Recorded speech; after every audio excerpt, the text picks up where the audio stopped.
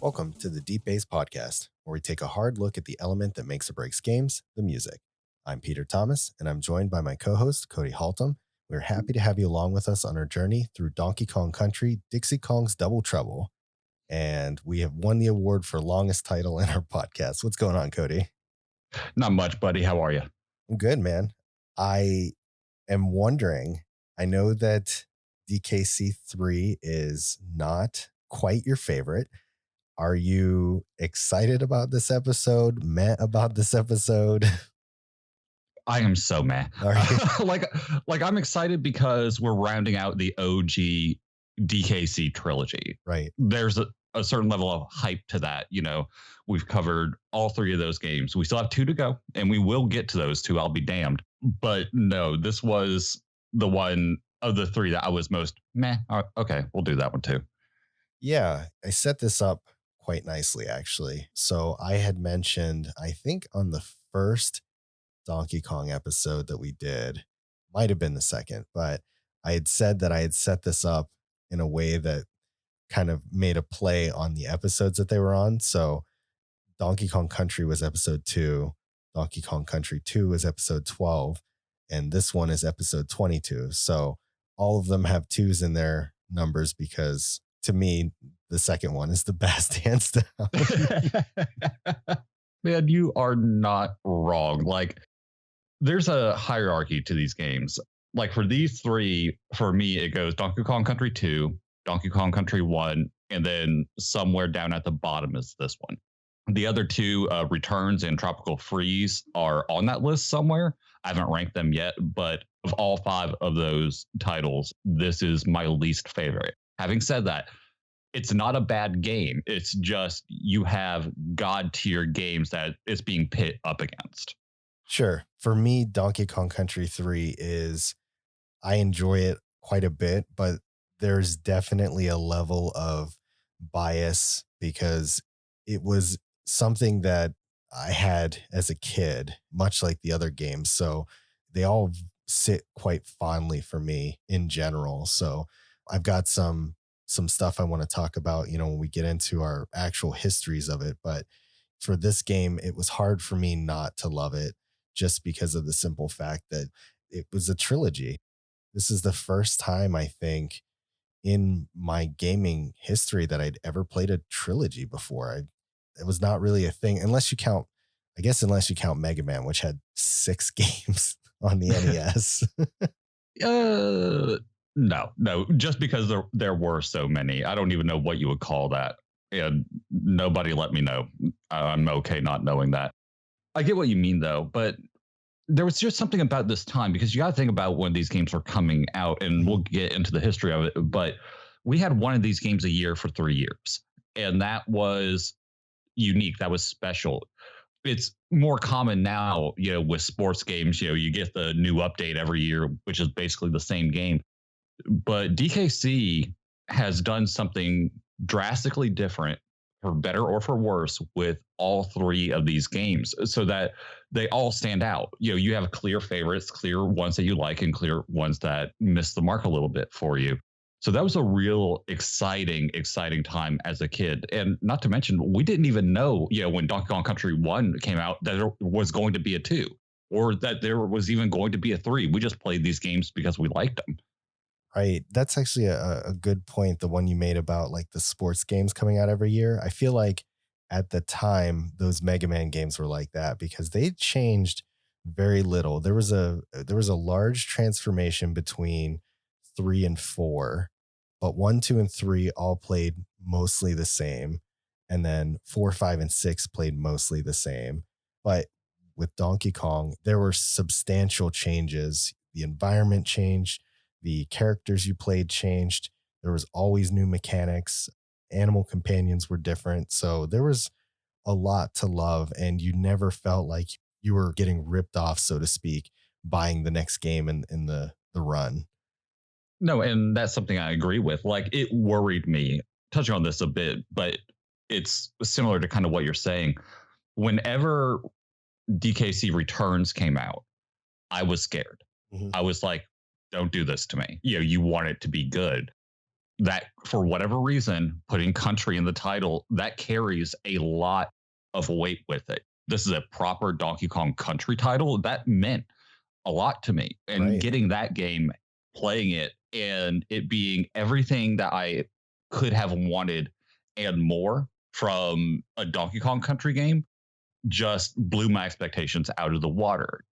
It was something that was weird because it was still something really new, but really familiar at the same time, which is all Donkey Kong Country has ever done from game to game. I think the one that does it the least probably is the jump between Returns to Tropical Freeze. Sure. And that makes sense because I feel like in general, developers nowadays are far less risk heavy when it comes to making games that are sequels because of how quickly the opinions of others change. No, you're right. And also, view the time. This was the mid 90s, the definition of the mid 90s. Now we have internet, we have forums, we have blog posts, we have Mhm. podcasts with people engaging. You don't want to upset a gamer because we will let you know what we think, for better or for worse. Back then, what could you do? Write into Nintendo Power and hope they publish your letter? Like, there was no real direct feedback as to what gamers liked and what gamers didn't. So honestly, it was a big risk on Rare's part to treat this game franchise the way that they did. Right. But I think that's what made it so special. Each game felt like its own little story and experience. And while they did kind of tag along onto one another, you have Donkey and Diddy who are trying to get their banana horde back. And then in the second one, Donkey Kong is abducted. And in the third one, I think both of them are abducted or something like that. So it's this constant struggle of power that's told over three games without being tired. Yeah, I mean, arguably it's the same game, right? Whoever you played as in the last game gets captured, you have to go save them with a new companion. And that brings new mechanics, new traversal tools, for better or for worse. So, in that way, it is wash, rinse, repeat, but it comes down to level design and what do you do with that? I mean, we have no, there's not a single minecart level in this game, but there's one like it and it's close and it gives you those same vibes. I can really appreciate what they did with this. Right. That's one of the things I'm hoping that we'll get into through our discussion is really talking about some of the things that make this game shine. So it may not be yours or my favorite as far as if we were giving it an honest to God rank, no bias to sway us any one way. It may not be the top of our list, but it doesn't make it any less of a Donkey Kong game, a Donkey Kong No, it Country game, I should say. there you go. There you go. No, it definitely is.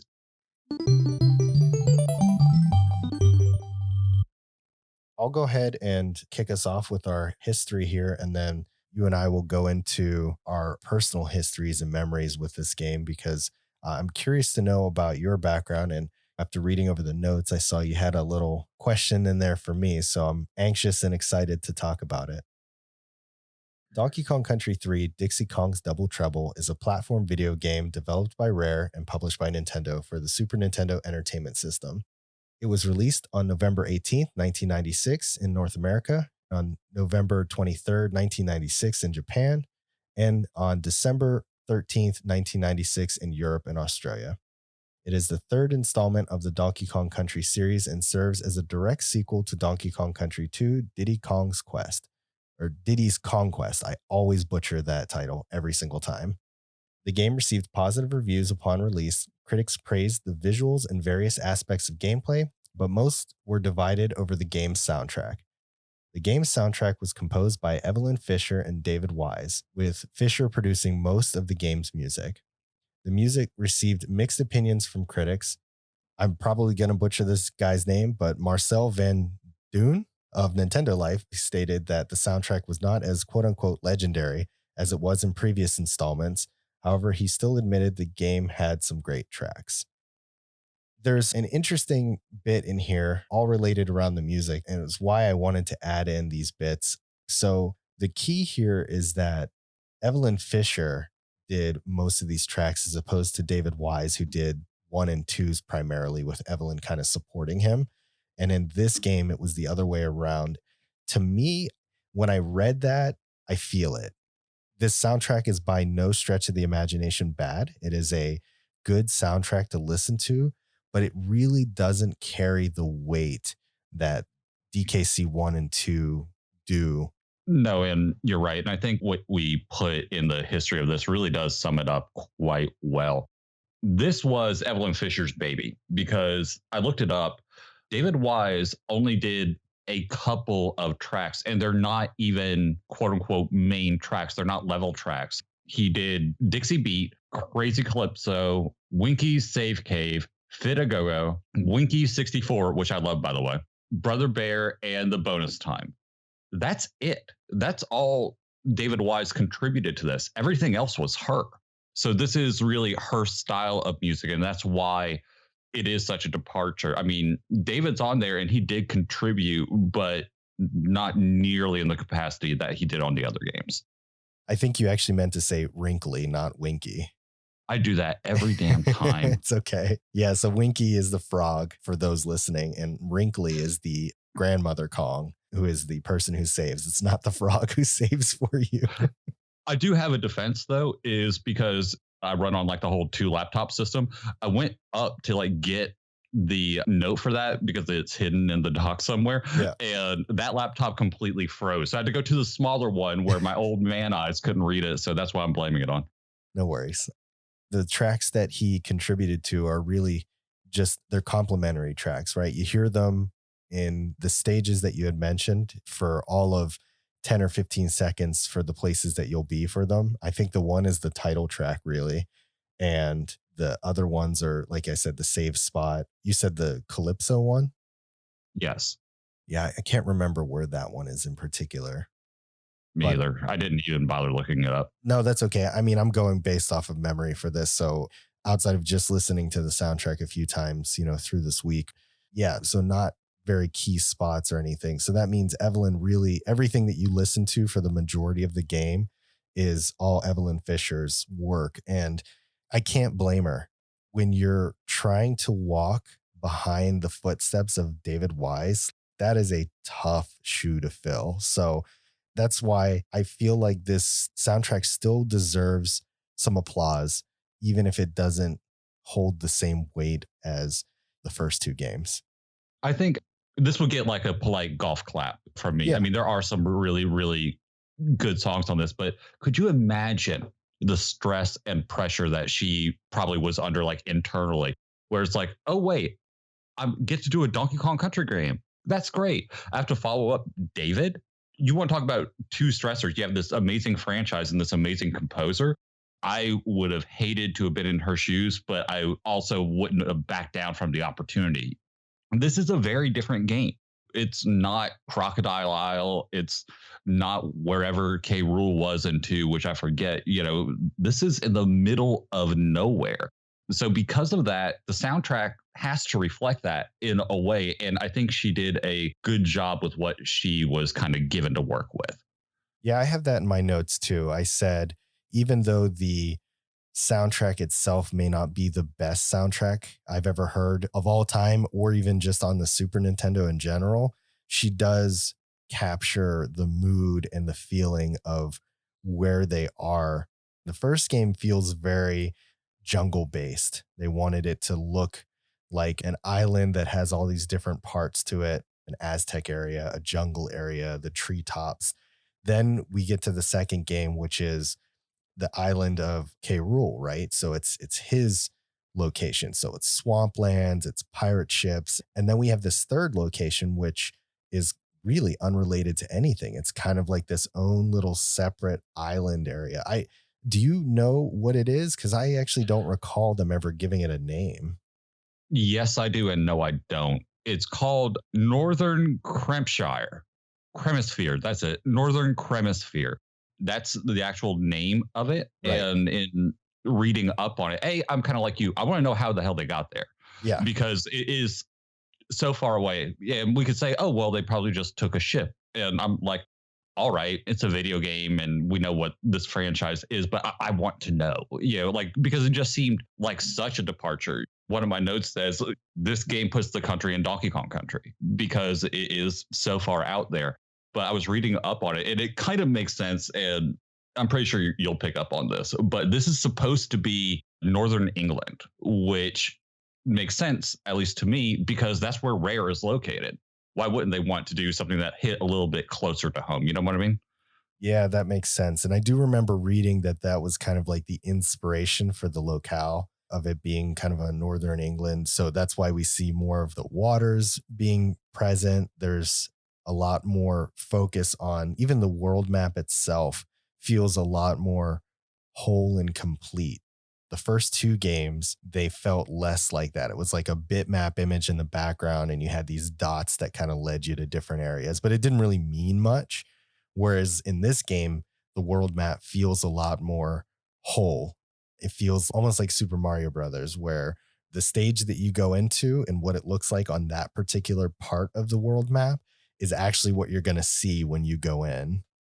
No, no, and I get that. Even, in the first world, there's a slight little mountain that has a little bit of snow on it. And you go there and it's a snowy mountain. You go to a water level because it's in the water. You go to like different overall locations, kind of like what you're saying. If you see one in the snow, it's going to be a nice level, and all those things make sense. And that's been done in Donkey Kong Country before. I mean, we talked about it with I think it was, what was it? Flight of the Zingers, where you're clearly in this hive. The thing about it that I want to bring up that made this game so different was, well, I mean, many things, but what I'm going to reference is the world map. Because for the first time, we had full control. Like you said, before we were on a track going from level A to level B to level C. This game gave you a choice. There's a point where you get to pick between which world you want to go to. It doesn't stop you. You can even go back and forth between the two. So you get stuck on one level in one of them. Do you know what? I'm going to go over here. I'm going to start this one up. Maybe I can beat that one first, and then I'll come back to it. Give myself some clarity on it. That hadn't been done in a game like this, let alone all the secrets that were hidden around it. I mean, it was just so much fun to explore. I mean, technically, Super Mario World did a little bit of that, where there were multiple branching paths to get to the same destination. But in Donkey Kong, it had never been done. It was very linear. You went from point A to point B all the way through the game. If I can say something real quick, just to respond to that, Sure. because I think you're right, but I think Donkey Kong Country 3 hit it a lot better because, we're talking about Super Mario World, right? Where, yeah, there are hiddens. You have the block locations, the secrets, Star Road being a completely different animal. And those were always fun, but it was still always the dot to dot to dot. Arguably, this is too, but the dots are kind of invisible. But I just remember playing it as a kid because, you have your hovercraft, right? You have to upgrade it to eventually you get like the turbo jet ski or whatever, where you can go up waterfalls. And there was nothing stopping you from doing that kind of thing. So in my eyes, that's what kind of made it new, because the dot system that we're referring to wasn't on the map. It was hidden by other mechanics. Yep. Just to touch on the mode of transportation, it encouraged exploration more than any other game I've ever seen. Each time you got to started with the motorboat to the hovercraft now can traverse over the little rocks in the water. So Yep. it drove the player to be like, oh, now I can do something new with this vehicle. Let me see what else I can find. And lo and behold, there's Banana Bird Cave. Exactly. Exactly.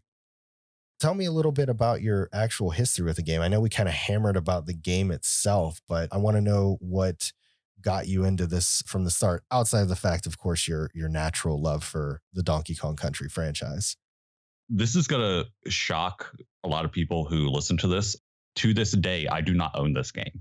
I did play it again recently on my Switch, and I nearly broke the damn thing with one level in particular that shall not be named. The reason why I didn't get it was Moron got it.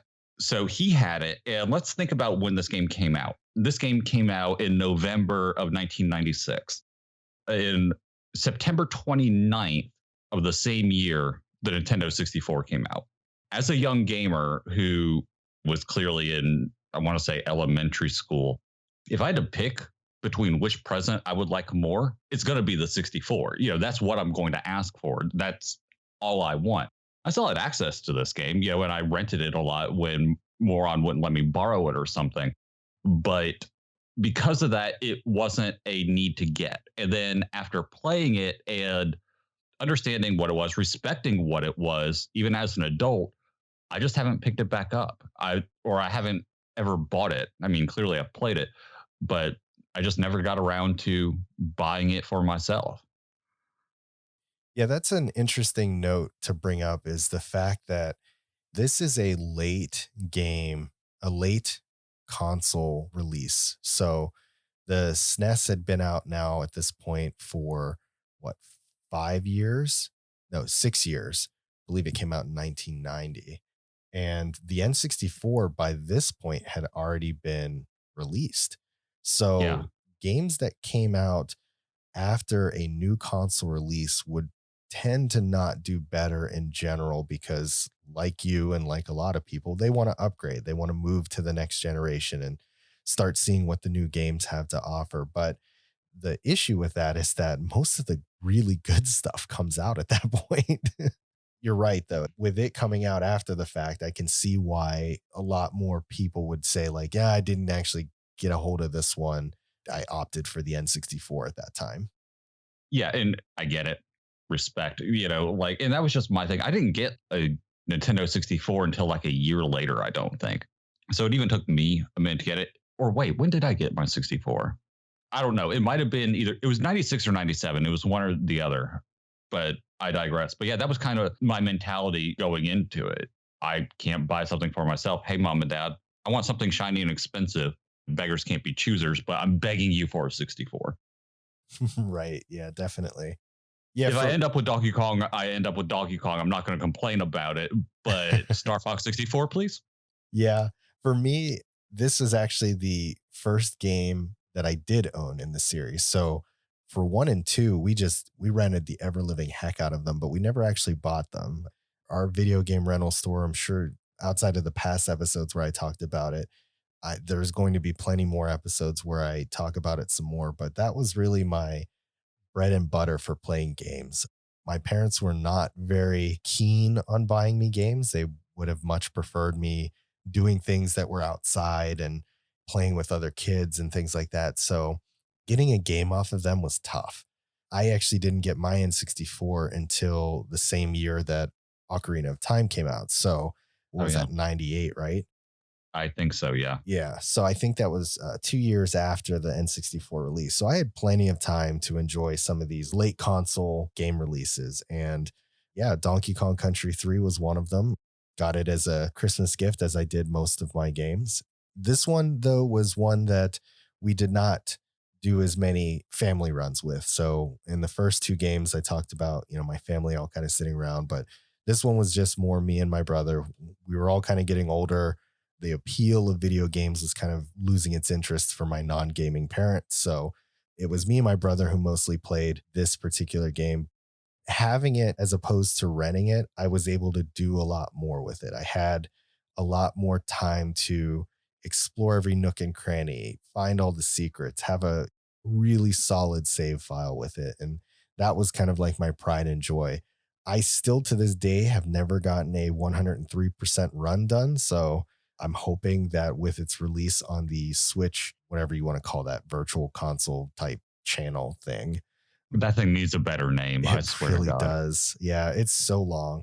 I'm hoping that I'm going to get a chance to try that. I actually have a beat and save file. I did when it launched. I went out and played it, and I think I got to like 70% at the end of the game. So not a bad run. One of the things I've always enjoyed about it, and it fit really well with the fact that I did get this on Christmas, was that there is a way to open up a code menu in the game. So if you're sitting on your save file, you do LRR, LRR, LRLR, and that opens up a code thing. And you're allowed to put in a 5 character code to do all kinds of different things. So if you type in lives, LIVES, you'll start the game with like 50 lives. There's a way to make the game harder by increasing the difficulty of it. I believe I think it's just HARDR. And then there's one that removes the midway save barrels, which is a Why? TUFST. It spells out toughest. But the one that I enjoyed the most was the one that turned all of the bonus stages, which you probably heard while you were listening to the music, into Christmas stages. Typing in the code Merry, Merry, would change all of the bonus stages to have this interesting little Christmas music jam for all of the music instead of what was there. And it changed a few of them. So instead of collecting the green bananas, you would collect little blue Christmas presents. Instead of collecting all the little yellow stars, you would collect little Christmas bulbs. It was the dumbest thing, but I thought that was such a neat little Easter egg to throw into this game. Like, I don't know anybody else who does stuff like that. Hold on, really, really, really quick. Sure. Because I saw your notes and I wanted to know what the Christmas code was because I'd never heard of it. I knew about the lives because I needed that this week while I was playing it. But what you just said, what you just described, put two and two together. I'm going to piggyback off this based off what I know on the soundtrack because there's one song on here called Jungle Bells, which I assume is what plays when this code is activated. Is that right? Yeah, that's absolutely right. I have a one sentence note written down in my notes right here that just says, I hate this. And that was it. It's because you didn't get to experience it. It was just, to you, it was just thrown in there. But to me, it made sense. Well, yeah, I mean, you got to think, Christmas time of year, especially as a kid, there's such a joy to that. I mean, unlimited happiness. It's Christmas, that whole season. I love seeing it with my niece and nephew now, my nephew in particular, because he's still younger. But I could see me being in your shoes, loving that, extending that feeling, of that time of year a bit. As an adult who critiques video game soundtracks, no, like that track I want nothing to do with. But I understand and I respect why it's there. And you're right, not many games do something like that. Donkey Kong Country, the series, not the original, is famous for having like its music test zones, places where you can go practice like the mini games where you collect all the stars as one of the animal companions, those type things. For them to do something like this, that's really unique. Cheat codes back in the day didn't used to get that in depth. It was just, oh, wait, you unlocked Bill Clinton in an NBA Jam. Right. Nowadays, if you want something that's holiday themed in a game, it has to be an MMO. Anything else, you really don't see holiday themed stuff in. It just doesn't happen. So to have something like that that legitimately changes the way that the game presents itself. I don't want to say the way it plays because it's essentially the same and it's such a small segment, but changes the way that it presents itself to the point where it acknowledges something like that. I don't know if it's because they knew it was going to be a holiday release like most big AAA titles at the time were, or if they just did it because maybe they're just a fan of Christmas. I honestly don't know, but it's such a cool little quirk. And I think if you get a chance, next time you boot up your game, you should give it a try and see if it changes your mind a little bit whenever you are playing. Listening to the song standalone, totally get it. It's like, what the hell is this doing on here? But playing it in context and collecting little Christmas bulbs while you're listening to that little jingle, it's a night and day difference. I might do that. Like I'm inclined to do it on mute, but I know I need to give it like the full experience. So I hear you. My Switch is sitting right next to me. I got nothing to do to like after this or tomorrow. So it wouldn't kill me, I don't guess, to give it a shot for you. Hey man, if you don't like it, reset the game. You can take it back. Outside of talking about the bad songs, why don't we start talking about the songs that we actually really did enjoy and that made our list? Cody, we're going to start with you, man. Let's go ahead and kick us off with our number 5. I'm a little thrown off because it's been so long since we haven't had a guest that I'm like, wait, how did we do this before when it was just you and I don't remember the delivery system.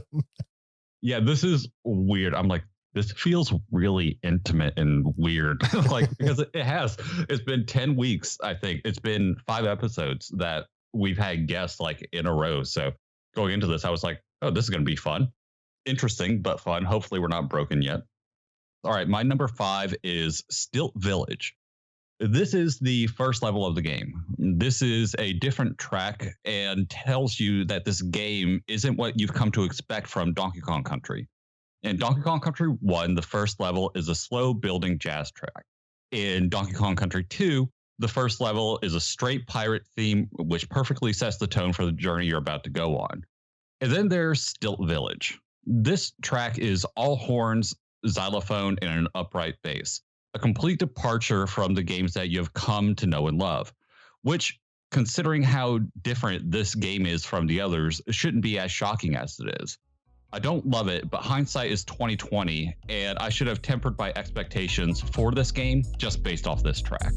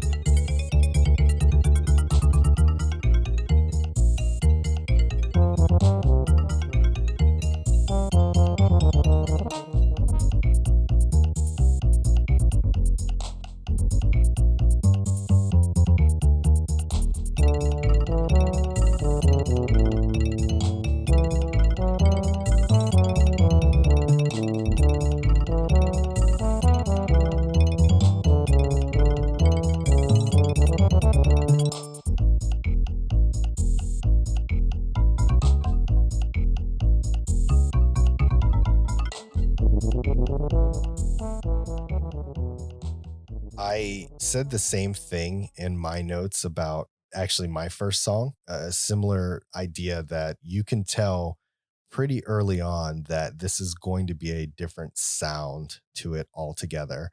Again, not a bad sound, just different.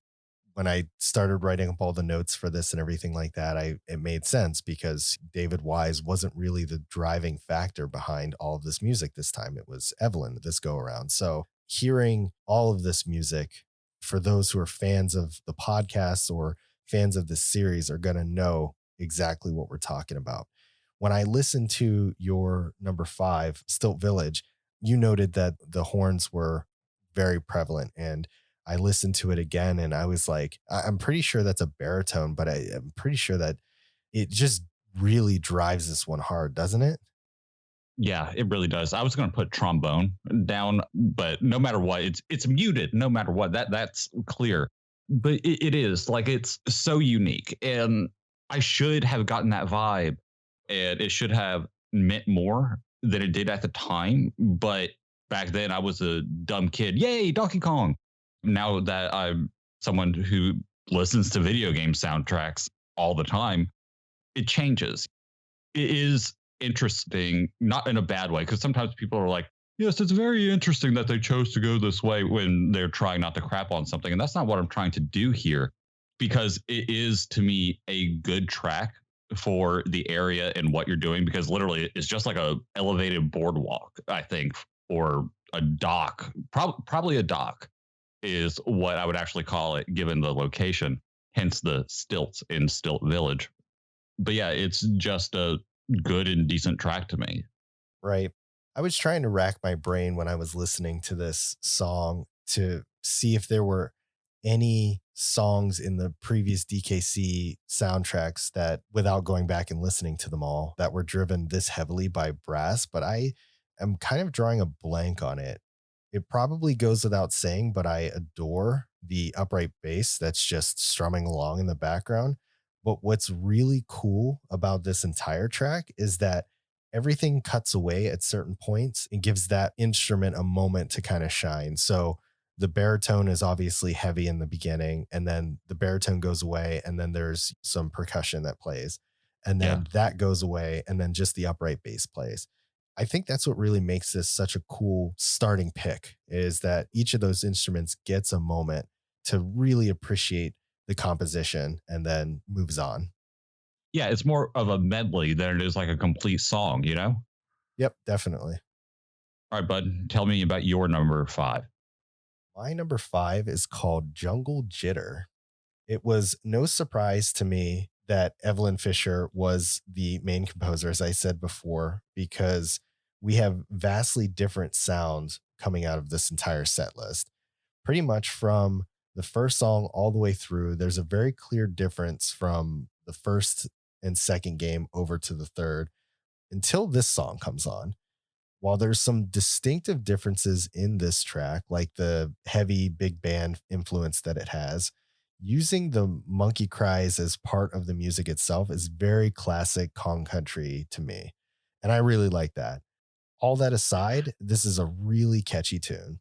I enjoyed the fast paced nature of the track, and while the rest of my songs don't sound much like the older games, this one is definitely a nice nod to them.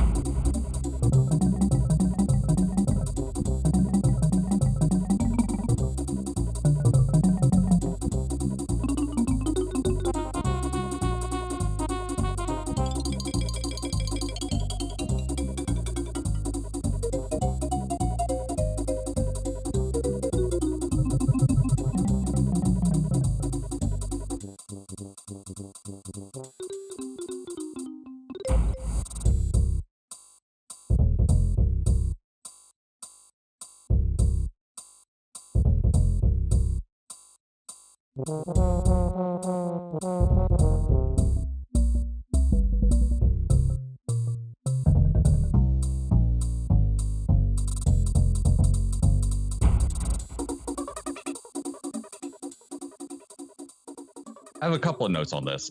First off, I think, and I'm not just being Cody about this, but to me, listening to this track, the thing that ties it to kind of the feel and the vibe of the older games, honestly, is the percussion.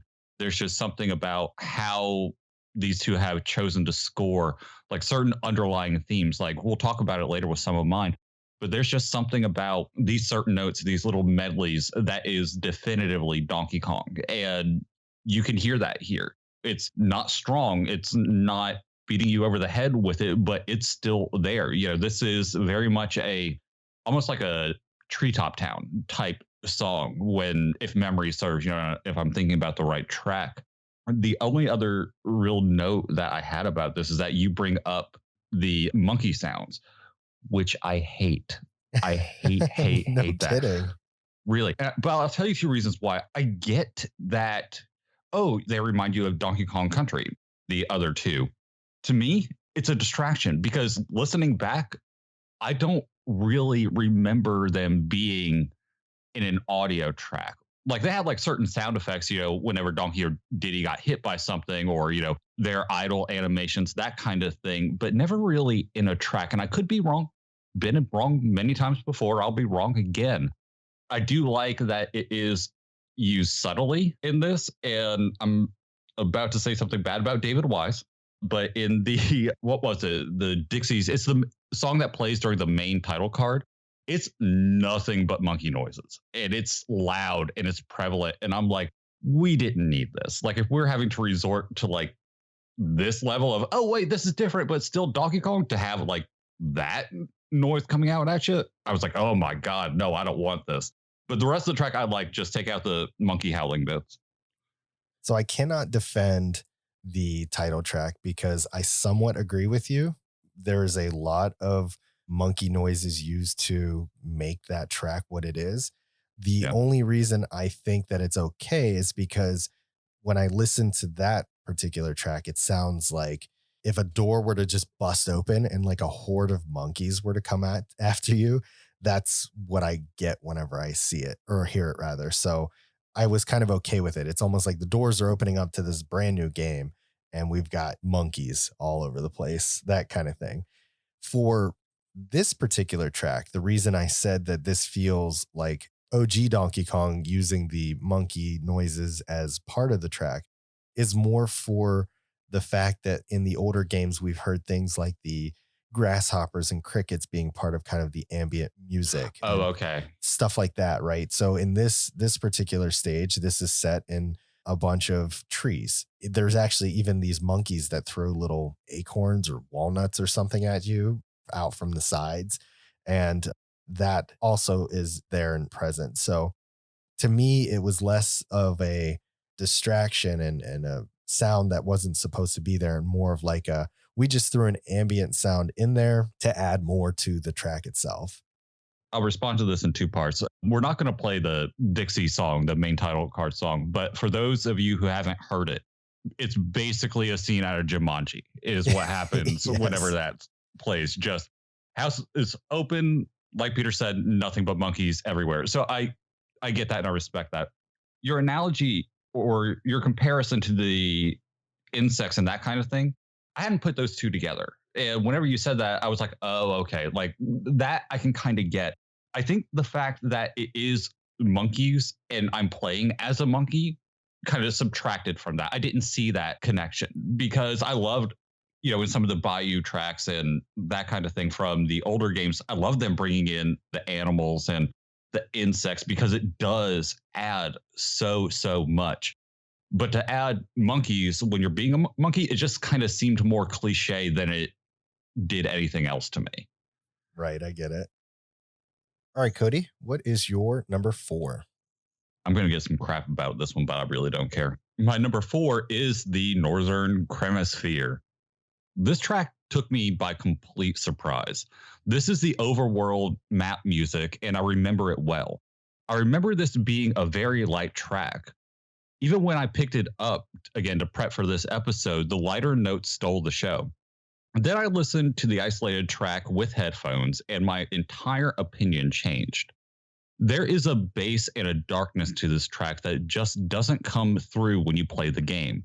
Yes, the lighter notes are still there, but it's the bass and the deeper notes that drive this track to me now. While the lighter notes give you a sense of adventure and encourages you to explore the map, the deeper notes do the exact opposite. The deeper notes are eerie and let you know that things are not okay in this world. Like there is a darker presence around every turn. I never thought this track would make my list, but listening to this track with headphones completely changed everything I thought this track had to offer.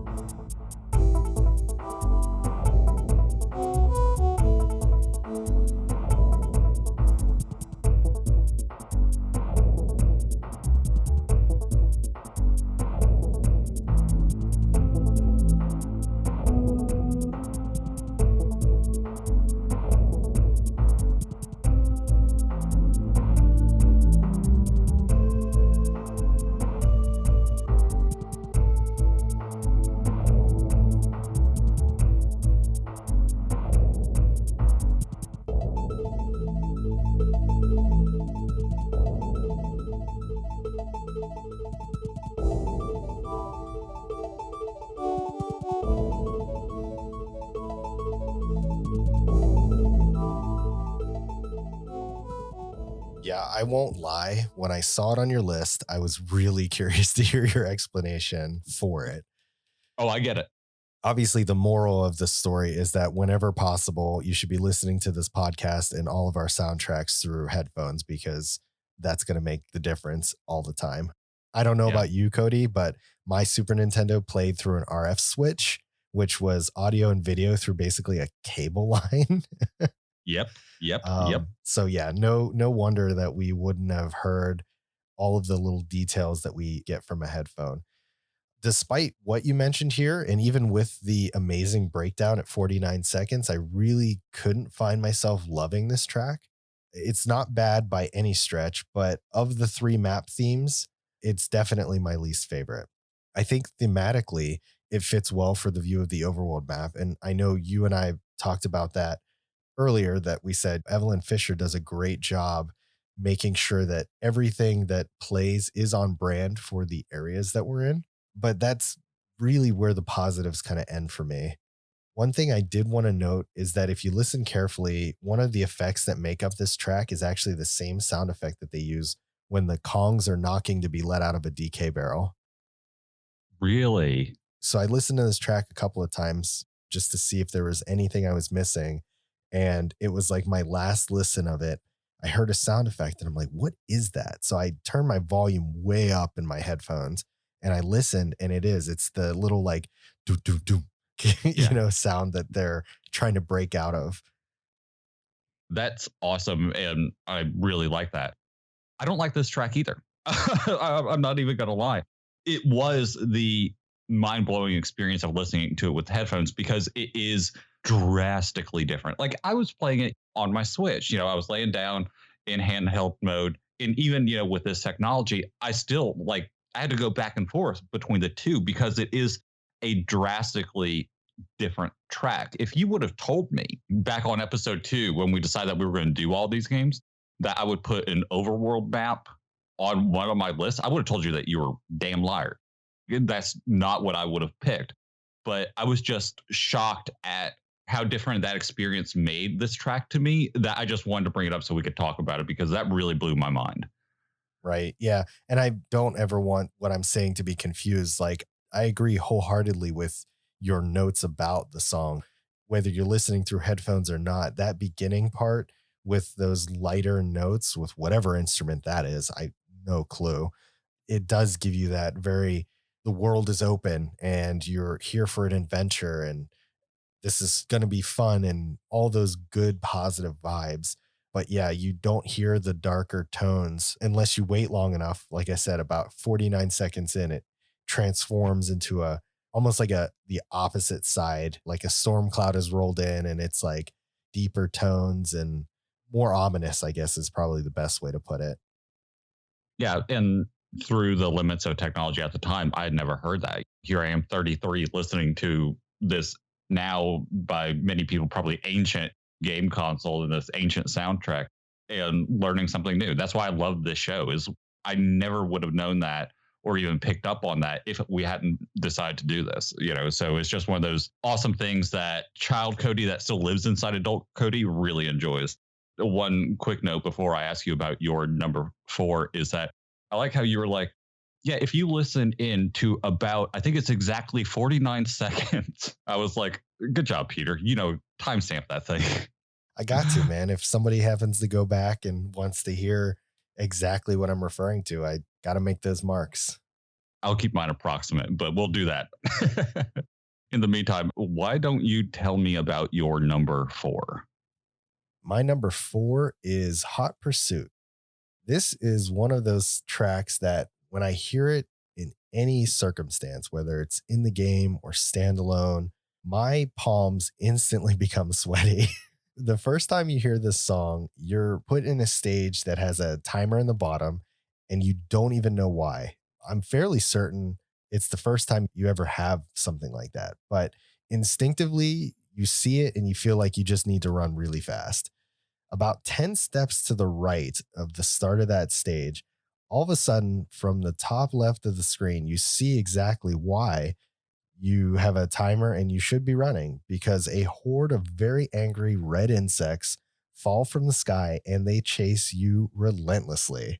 They are near impossible to jump over and they all but prevent you from backtracking. So this is very much a hold right on the D-pad and pray situation. Technically, the song itself isn't top notch just out of the box, even though it does have quite a few merits to it. Where it really does shine is in this stage, and that's why it ended up landing on my list.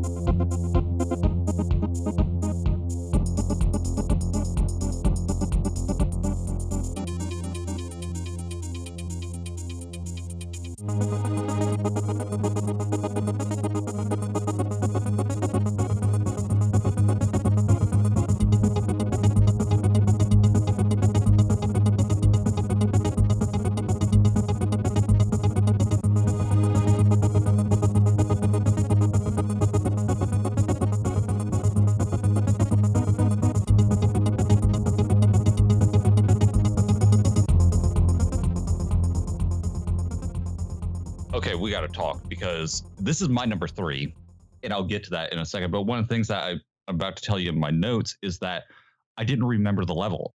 So the level that I remember this from is, do you remember I don't know the name of it, but the underground tubes where you were in the hovercraft, basically the thing that kind of replaced the minecart?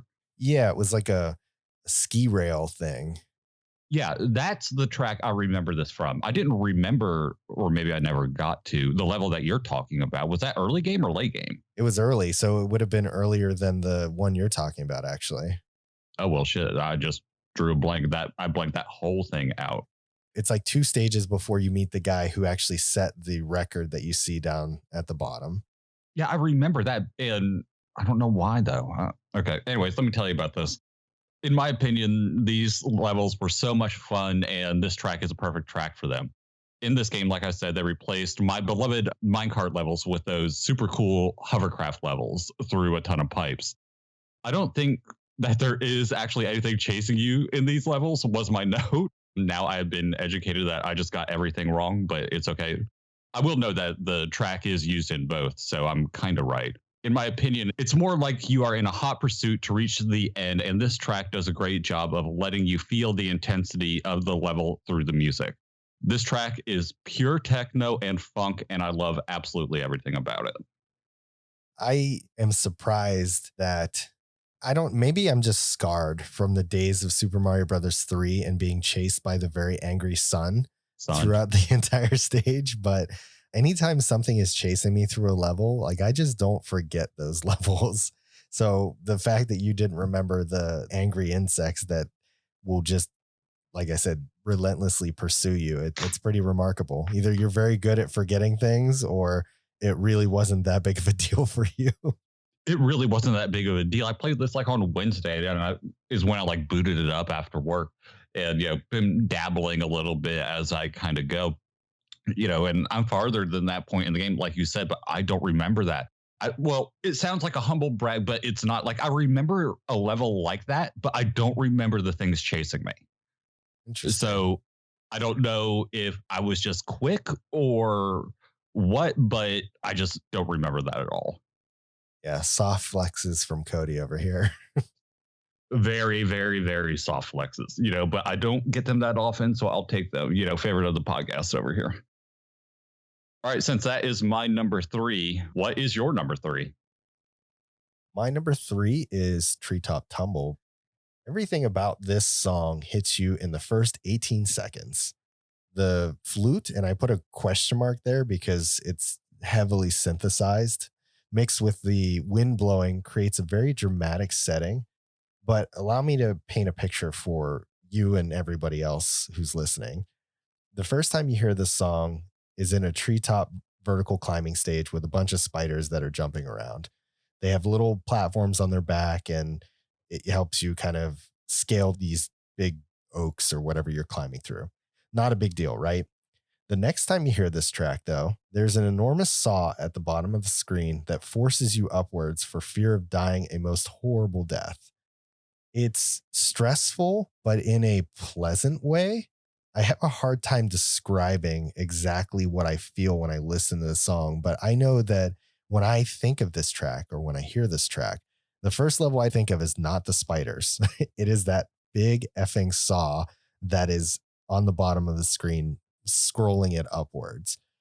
Musically, to me, maybe not the best track on the album. And I realize now, after I'm going through some of my notes here, that I'm saying this a lot. I apologize. I'm like emphasizing that this is an inferior soundtrack to the other two Donkey Yeah. Kong games. And I'm not trying to I'm really not. I would still tell anybody if somebody was like, if I had only Donkey Kong Country 3 to listen to, should I listen to it? I would still say, hell yes, go listen to it because it's still a good soundtrack. But I mean that more for the fact that it's on my list. So I imagine that people are imagining these epic songs that would make these lists. And that's not always the case for me, right? I can sometimes vote on my tracks far more emotionally and far more with what connects to me after I've played the game and things like that. So that's what I mean by musically not the best track. It's not going to be one that stops you and you're going to repeat it over and over again. But it's certainly a track that does carry itself well within this game.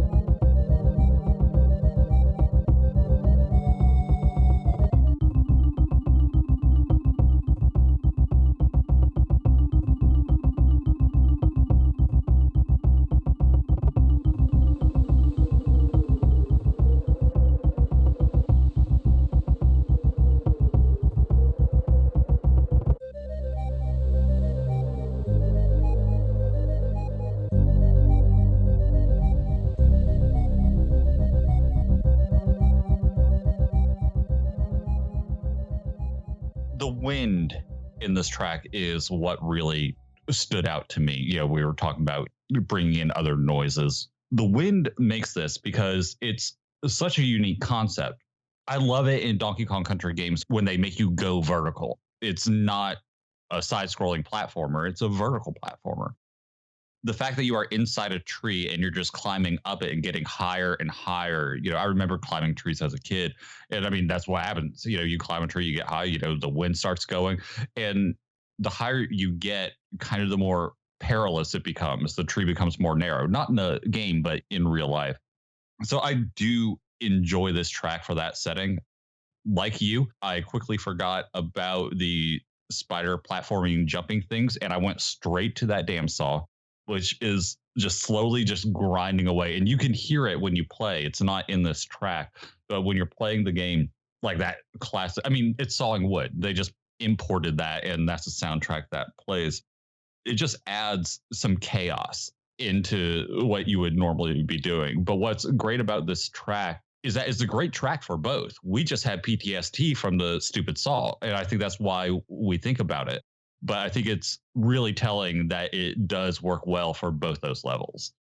I think we should write to Rare actually and have them officially change the name to Donkey Kong Country 3 Peter's effing terrified, because I feel like there's a lot more stress and pressure in the third game than I had ever felt in 1 or 2. And I'm not sure why. I think 1 and 2 had it the most, probably in the minecart levels or the roller coaster, depending on how you looked at it. But Yep. the rest of the stages, not so much. Everything else felt very normal, and I never felt like I was stressed out by a whole lot. Maybe a handful of things. I can think of 2 instances, actually. The honey stages inside of Donkey Kong Country 2 and the Aztec wheels that chase you in Donkey Kong Country 1. But Oh, yeah. it's few and far between, right? It's like those Aztec stages don't show up until way late in the game. And that honey stage, I don't think shows up until like mid game or something like that. So with Donkey Kong Country 3, there's a lot of stages that add this extra pressure for no reason whatsoever. It's just like they were like, how do we make this stage more challenging? Oh, I know. Let's add a giant 2-person saw that's basically hacking away at the bottom, and let's see if the player can get through this. And it gets worse because there are certain, I don't remember if it's the first time you run into the saw or it's the second time, because I believe there's 2 instances clearly. But one of them, you actually have to grab an invincibility barrel and ride the saw up in order to get I don't remember if it's a bonus or a DK coin, one of those 2, but it forces you to sit on that saw while your invincibility is running, and you're just like praying that you get to the top before it runs out. That's just cruel and unusual punishment on that last part, because I don't remember that. And I think it would have to be a bonus probably, because remember, like in this one, you had to like defeat the little Kremlin guy in order to get the DK coins. Yeah. So the part that I'm talking about, the saw will actually stop after a certain point once you've reached the height of where the exit flag is. I Yeah. think that's what it would do. So you would ride the saw up, it would stop at a certain point, you'd jump up and around a couple of different trees, and then he'd be kind of sitting over on the side. But you can't reach him if you just come up the normal way. You actually have to take the saw because it gets you to a platform that's higher. It was cruel and unusual. That's a very fair way to put it. It's like Rare was just like, do you know what? Last one, all those weird and crazy ideas that we had from the other two, let's just shove them in. It's either that, I'm torn actually. It's either that or piss poor level design. It's one or the other. It's like, all right, so we have this great idea for, going up a tree. How do we make that more challenging? Let's put a saw at the bottom, the whole force run thing, like we were talking about with Hot Pursuit. It doesn't necessarily need to be done, but it does raise your anxiety, whenever you're being chased. And inadvertently, you've picked two chase tracks right next to each other. Yeah, I mean, there's a clear and distinct reason why they have stuck out in my mind. Again, not being the best musically on the album itself, but to me, something that stands out just for the sheer stress that they put on me as a child. No, and I mean, even as an adult, I can get it. Like, arguably, we're better gamers than we were back there. We might be a little rusty, but overall, we've improved. Thinking back to like back then when we were kids, and we weren't as good as we are now. Now it's not too much of a problem. It's just more annoying. But back then it was utterly terrifying. All right, Cody, I am super hyped about your number two, and I can't wait to start talking about it. So go ahead and tell me what it is. Oh, you knew I had to do it. I Yes, yes, absolutely I'm had to. so glad this made it. Yes. And I thought way too hard about this. My number two, Hanging at Funky. When I first heard this track, I didn't like it. When I think about Funky Kong, I think about electric guitar and hip hop. And this track is neither of those two things, so screw it. Then I started thinking about this track and about who the character is. Funky is now older and more settled down. Long gone are his days of sending you around the world in one of his jets and his sense of adventure. In this game, he is literally a mechanic that builds you various vehicles with the parts that you bring him. After doing way too much thought about this character, I respect this track a lot more and I find it to be more fitting for him than I did at first glance. It's a much slower track than what we have come to expect for this character, but there is something that is distinctly Funky Kong about this track. This is just great.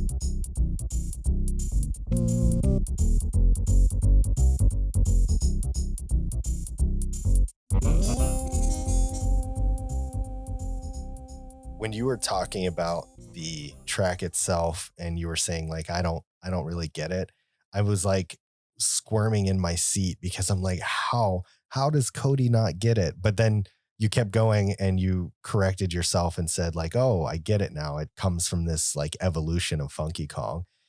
I think that something that I talked about in the second game is seeing these minor characters get this growth path that they go on. Yeah. We watch Cranky and Wrinkly Kong getting older, and we see Funky Kong here, who, when he was young and fresher than the rest of them, He was out there flying barrel airplanes and running airlines and stuff, and probably flirting with Candy Kong. I mean, who knows? But now in this one, it's almost like he's got this little beach home that sits on a dock, and he's like, you know what? I'm chilled out now. I don't run an airport anymore, but I'm still a mechanic. I still work on vehicles, and here I am building things for Dixie and Kitty Kong to be able to traverse this new area that they're in. And I thought that was just, it was really great. So they relaxed him as a character. It's like he was getting older and more mature. And with that, his music got older and more mature. So we're Mhm. presented with a bluesy, jazzy type of vibe that comes with this song. And I really love it.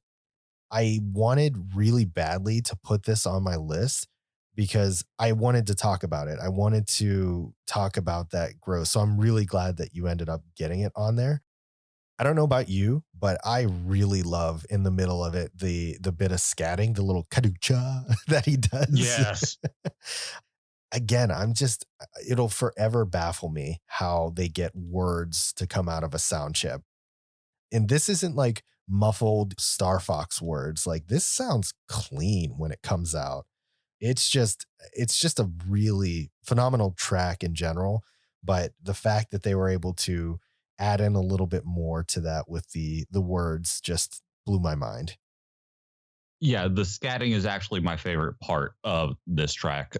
And you're right, and we have talked about it before, but it is something so amazing that we've grown so attached to these characters, despite limited engagements, 30 seconds, a minute and a half at most. That's just so astonishing, and it says so much about how good of a game series this is. Like, I'm nowhere near, how should I put this? I'm nowhere near as connected to Mario as I am to Funky.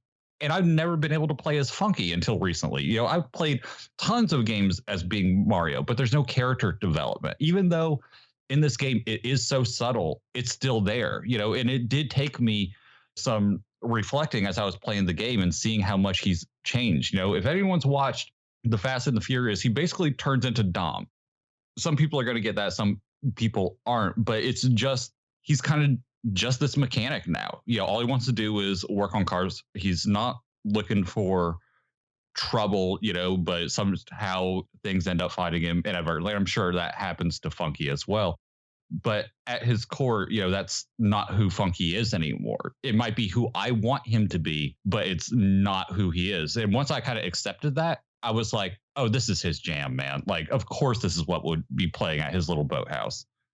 Right. Yeah. The character development in Donkey Kong is very easy to overlook and just completely ignore if you're not paying close enough attention to what's going on, because the premise of the game focuses on the characters that you are, the characters that you're being, and not so much on anything else. So if you're not looking for it, you won't find it. All right, man. What's your number two? Number two is called Nuts and Bolts, which is probably no surprise to anybody. This song comes in and it is heavy. The electric guitar sounds that they're able to pull from the sound chip are outstanding. And it is hard to tell that it isn't a real instrument. Add in the fact that most of the stages where this shows up, there's at least 10 things shooting at you at any given point via cannons. And the industrial vibe just goes hard from the start. I know it's easy to say and think that I just put this on here because it has the steampunkish vibes that I typically enjoy. But I honestly do believe that this song has a ton of merit on its own, even without my own biased help from me. It does a really good job capturing the environment of this almost industrial like warehouse that sits there. So I think that the track does well on its own.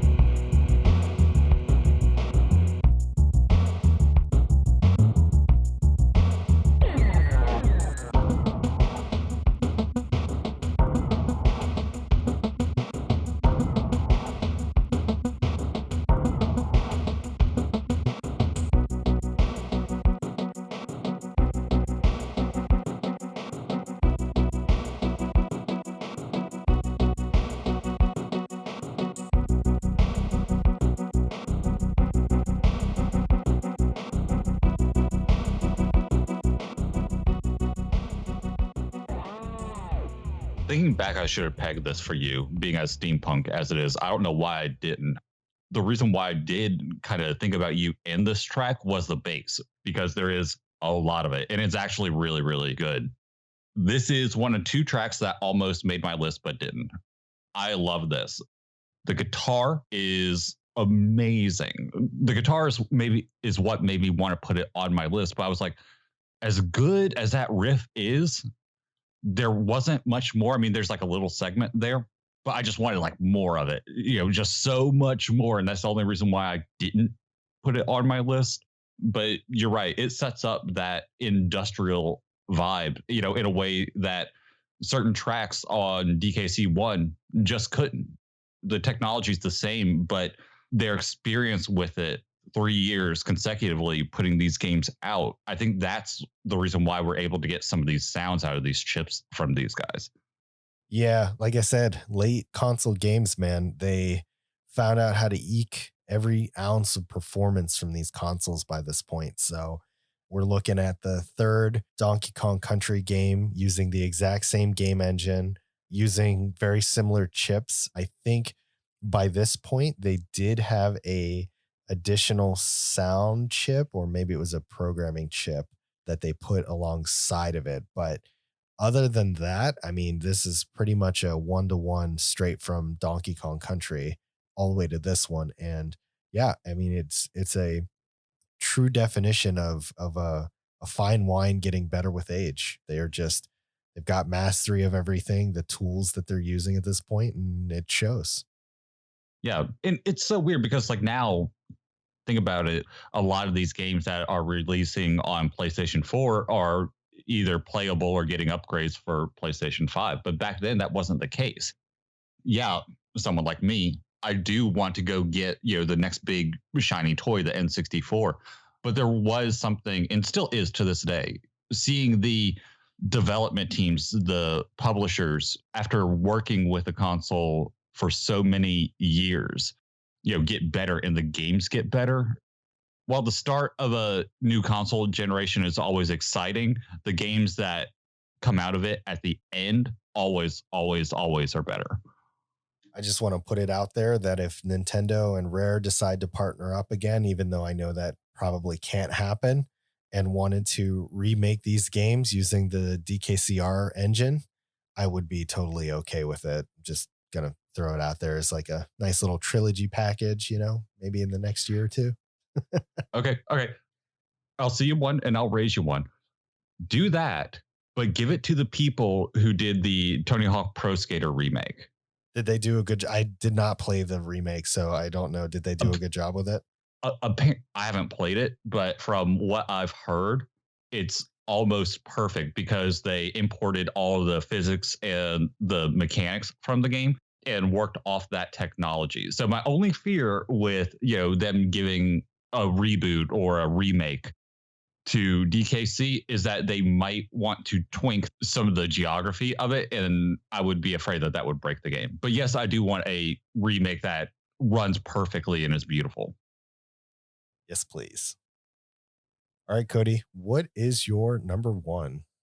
Someone had to have called it somewhere. This is Rockface Rumble. This one was a dead given for me, but I don't care. This track is all drums and guitar. I know I've said that before, but the drums in this game are the most prominent instrument for the first minute of this song. It's just a relentless beat on a trap set, and I am all here for it. I honestly wish I owned a trap set because hearing this track made me want to learn that part. After the drums is when the guitar shows up to remind us that this isn't just a great song, but a great Donkey Kong Country song. There's something very distinct about the notes that the guitar plays that unapologetically beats it home that, yes, you are still listening to Donkey Kong Country. I absolutely love this track, but I totally get why some would.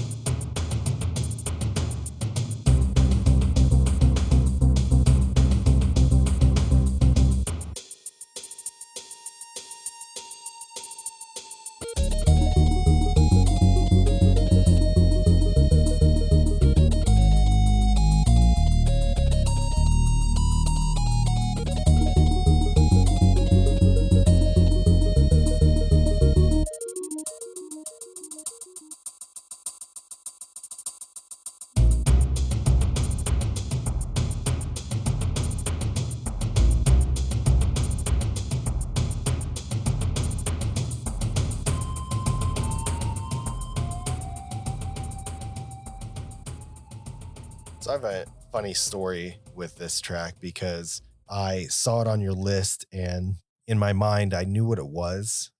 I played Donkey Kong Country 3 more than I've played any of the other games. So I'm very familiar with the tracks. I know the areas for them for the most part, and all that stuff kind of jives. So when I saw this on your list, I was surprised at first because I'm like, why would Cody put this one on his list? Not saying it's bad, just curious, you know? Then I re listened to it and I'm like, oh my God, there is a ton of drums in this. I Yeah. think that for a lot of these stages, you're up in the air on ropes for the most part. And so I think I'm so focused on not being eaten by the fire that's chasing you up the vertical ropes or being chased down by the angry green barrels or red barrels that are rope walking with you, that kind of thing, that I never paid that much attention to it in game. When I sat down and really listened to it, I'm like, wow, there's a ton of percussion that drives this.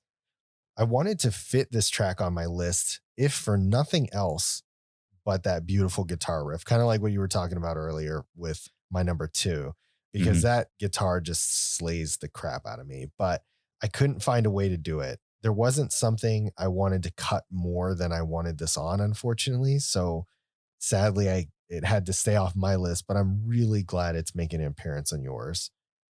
I also remembered that, hey, Cody is a percussion guy. And aside from when the guitar steals the show, like I said, the percussion is quite heavy throughout this song. And that electric synthesized instrument that creates almost the kind of wind flute sound is just outstanding. As we mentioned before, shout out to that hi hat just ticking away consistently. But man, I honestly don't have a single negative thing to say about this track. It was really an outstanding pick for your number one. Thank you, sir. It means a lot. Thinking back to it, like when I was listening to the beginning of it, I was like, I haven't played drums in years, years and years and years. But I was listening to this and I was like, I think I could play that. Give me some practice. When I say practice, I mean like 6 months, but I mean, I think I can get that. And I wanted to do nothing more than that because it's the thing about it is that it's not overly complicated, but it's just good. On top of that, bringing in that guitar, like you said, just was the icing on the cake for me. Because if it wasn't for that, I probably wouldn't have put it on my list. Nuts and bolts probably would have taken its spot. But man, this thing is good. I love it so much. And what's interesting though is that I didn't remember what level it was until you described it.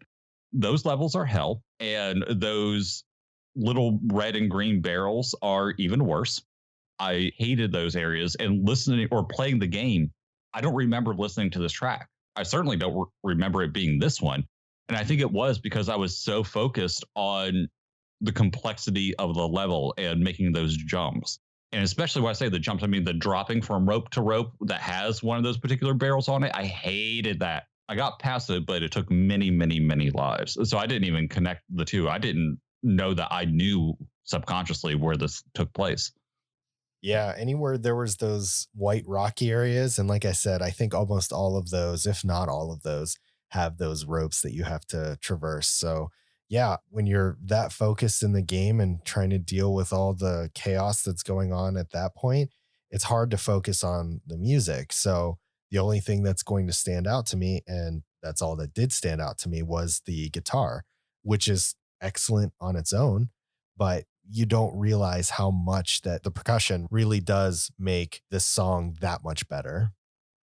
Yeah, I completely agree. I mean, it's my number one. Why wouldn't it be? Why wouldn't I agree? Shut up, Cody. Let's move on. All right, Peter, tell me about your number one. I surprised myself when I put my number one on here because I didn't want to in a way, and I'll get to why in a minute. But in reality, this song is just that good to me. My number one is called Waterworld. And ironically or unironically, it is a water stage. So typically, any of the underwater areas that you play, this is what you're going to hear. It goes without saying that in most games, but Donkey Kong Country specifically, we use aquatic ambiance as our litmus test for how good a water track can be, Mhm. whether that's peaceful or tranquil or what have you. There's no denying it. That track is just outstanding. And that's kind of what we set everything else up to. I originally had this marked at my number 2 because it is an excellent track, but it doesn't quite make the bill for being better than Aquatic Ambiance. But then I rescinded that because I'm like, wait a second, that's fine if it doesn't beat Aquatic Ambiance. That's okay to be that way, but that doesn't take away from the fact that this is still an exceptional track on its own. And so I ended up moving some things around and put it back at number 1 because it, to me, it's the best song that I've listened to on this soundtrack. Once again, we're brought back to another eerie, almost haunting sounding track that induces stress with every moment, much like in Donkey Kong Country 2. What I love more about this than in Donkey Kong Country 2 is actually less emphasis on the drums, which are very heavy in that water track, and more on whatever the heck that instrument is. I'm not even going to try and describe what's being played here because honestly, it's so heavily synthesized, I can't make it out. But not only does it sound more rich and clean using this particular chipset, it only serves to amplify that eerie vibe that I was talking about before. It's a really beautiful track.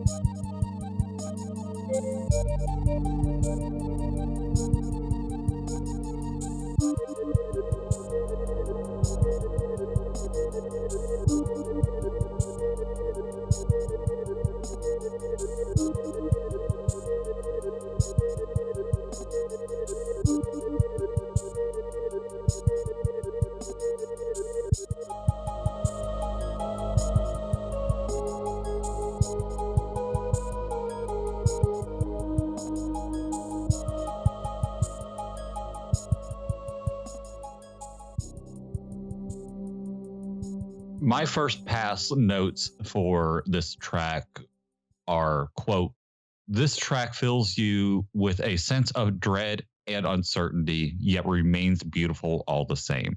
And Peter, you just nailed that. This is a gorgeous track. We bring up aquatic ambiance all the time, and we probably always will because obvious reasons. But that shouldn't take away from this track. It does pale in comparison, but is it a bad track? No. Honestly, it's a really good one, and it's really beautiful. I can't understate how both beautiful it is and haunting at the same time, which is something that is rarely done right, or at least this well, especially with the chipset that they had. It's just a really remarkable track. This was going to make my list, but it didn't. And honestly, it is because I was like comparing it to Aquatic Ambiance. I did exactly what you did at first. And unjustly, because of that, I just took it off because I mean, it's definitely better than my bottom 3 for sure. And my number 2, I mean, shout out to Funky. That's not going anywhere. Yeah, Funky's got to stay, man. He's staying. He's been in every Donkey Kong Country episode that we've covered so far, and I wasn't about to let that change. So there you go. But my only gripe with this track, and it is something so petty and minor, come up with a better name. Waterworld. Come on, I get that they do that thing where it's a W and a W and R and an R, but Waterworld, we could have done better. We got Aquatic Ambiance, but no, I truly, truly, truly enjoyed this track, and you summed it up perfectly. Yeah, when you have Aquatic Ambiance for the first one, I believe the second one was called Lockjaw Saga, and then the third one is just called Waterworld. It's like, oof, yeah, you gotta fix that up, man. We need something a little more epic than that. But it kind of is the same across the board. Like, I don't feel like any of these names really are anything to write home about, right? It's like the tracks in DKC 1 and 2 were named really, really well. And then you get this one, and it's just like they're very direct and explicit on what they are, almost to a fault. Yeah, and that's true. And something to remember, and I'm betting it's the same situation. This isn't Eveline Fischer's fault because I brought up before, but in case you didn't listen to that episode, I'll bring it up again. I listened to an interview with David Wise, and he was asked what his favorite song was.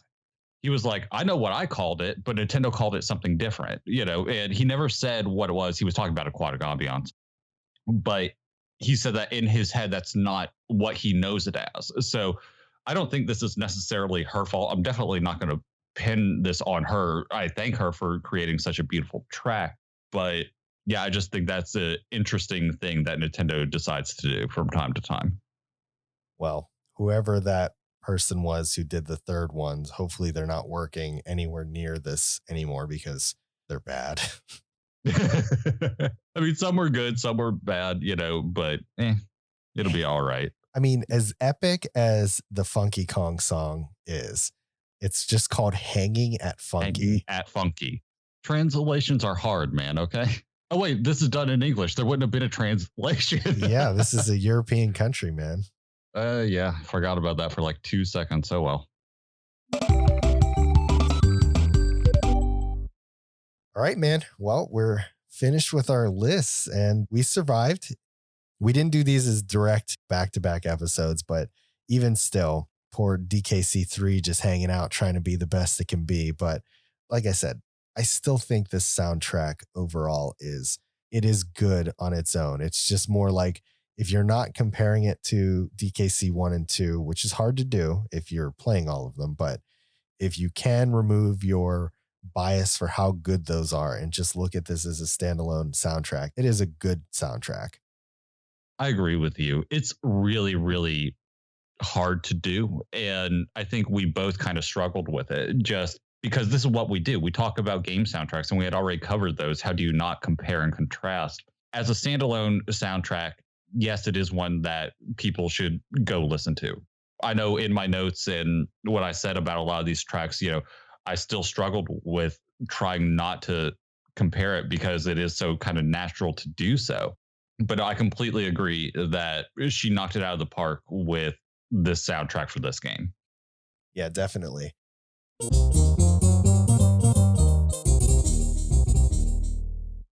Well, we normally have a question of the episode here. I did not write one down. However, I did think of one on the fly. So I'm going to put you on the spot, Cody. I saw that there wasn't one. I was like, are we going to have to come up with one? What's going on here? Okay. Nope.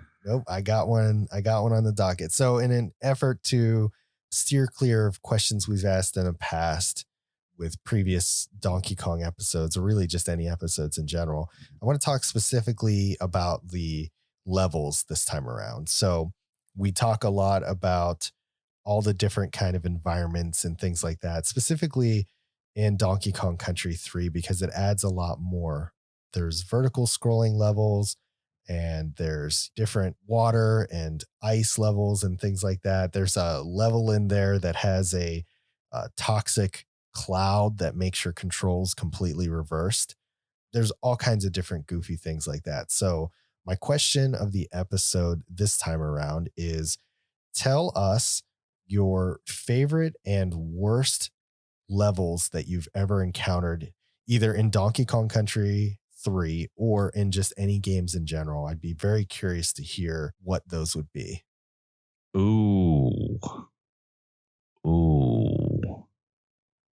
I think for me, my favorite level of Donkey Kong Country 3, and I am going to stick with DKC 3 just because we're talking about it now, is probably I had a lot of fun with the boss battle in, I think it's World 5, the one where it's a waterfall. You transform into the elephant, or Ellie the elephant, and you have to fight this little like crab face inside of the waterfall. So he starts off blowing water all around the stage and then his little eyeballs peek out. and you have to like squirt them with water in order to beat him. And I just thought technically the stage played really well. Once you understand it and have mastery of it, it's fairly simple. You can knock it out pretty easily, but I really like that mechanic. Ellie is a new animal companion in this game as well. So they added a lot of mechanics with her that made things a lot of fun. So she's able to use her nose to like suck up barrels that are too far away from you. And she's also able to inhale and store water in her nose and then spray it out as like a means of attack. So just really enjoyed that. They teach you about those mechanics all the way through. And then they actually will bring that all together in the boss as a here's what we've taught you. Let's see if you can apply it to this boss fight. As far as the level that I like the least, I had already mentioned it, but I could not stand and had the worst time on my most recent playthrough of this on the Switch with that reverse control level. That poisonous gas that reverses your left and right. I don't know what it is, but my brain just does not process that. It seems very simple in design, but there was a particular part I can think of where if you're inside of the gas, the controls are reversed and you got to try and jump out of the gas to get the DK coin. And the minute you're out of it, your controls are back to normal. So I'm trying to jump to the Oh, right and I'm holding left to get there. And as soon as I jump out, I'm still holding left. So my character just goes further into the gas. It was like 15 minutes of me just being purely frustrated trying to get through this part, all for a DK coin, no less. I can see how that would be so damn frustrating. I'm sorry, but No, I it's actually don't remember that too much. Also, shout out to Ellie, who is awesome. I loved her little mechanics. I actually had to look it up on my most recent playthrough to figure out how to control it. And I'm like, all right, I know I'm supposed to shoot the eyes. Wait, I can aim? I can aim with this? Okay, cool. I completely didn't know. And I guess I didn't remember as a kid because I know I've got past that part. A favorite? I don't know. I really, really don't. What I ended up doing was booting up like an old save file and just like continued playing. So I think that might be why I don't remember some of the earlier tracks as much as I do. I can tell you the one that I am currently stuck on. It is the bane of my existence, and I nearly broke my Switch over this. I've been doing the 50 lives thing way too many times to beat it. It is Barrel Drop Bounce. Do you know this one by name? I believe so. This is the one where it's in the ice level and you basically have to climb up a waterfall as the barrels are falling down it. I do remember that very, very vividly, actually. Yeah, so that's where I'm stuck. And I'm just calling it because it's so unfair. A, you have to be Dixie. You can't be Kitty at all because his fat ass won't be able to make most of the jumps. Dixie is lighter and obviously more nimble. There's this one part in particular where you have to go, it's like three, no, five jumps to the left, and then you have to use her ponytail to get all the way back to the first one and then start it over. And you have to do this in pretty rapid succession. And honestly, at least in handheld mode, the Switch can't handle it. It is chugging along, but I'm dropping frames and it's lagging like crazy every time. So that's where I'm currently stuck, is in this hellhole of this waterfall level.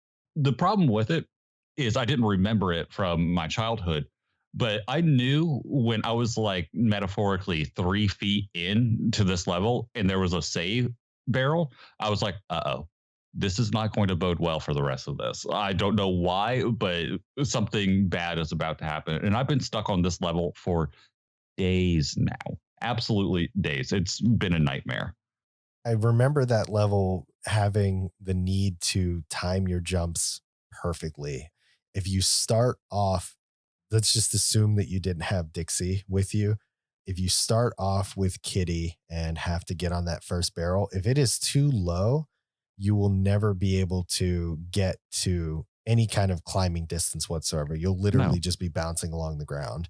So I do remember that being really, really tough if you don't have Dixie available to you.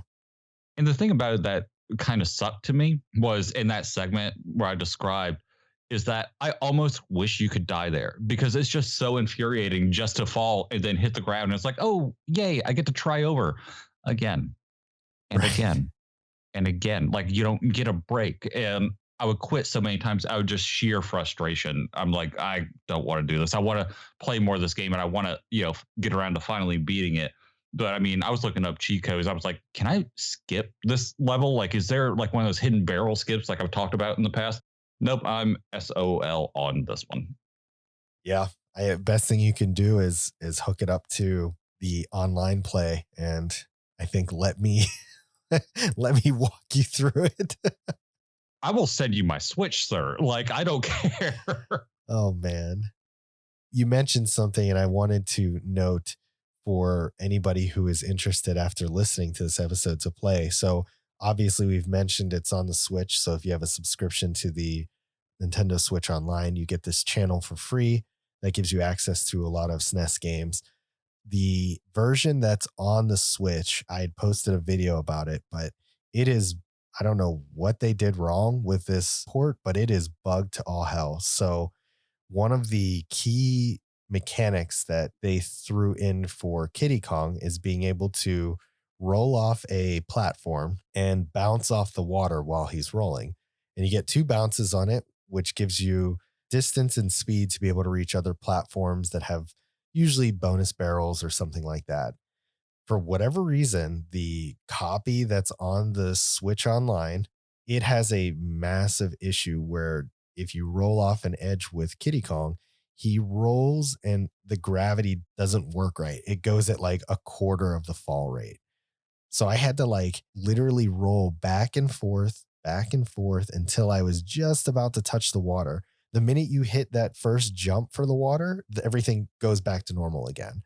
But it's like the initial roll off is it's like you have feather fall on or something. It's very bizarre.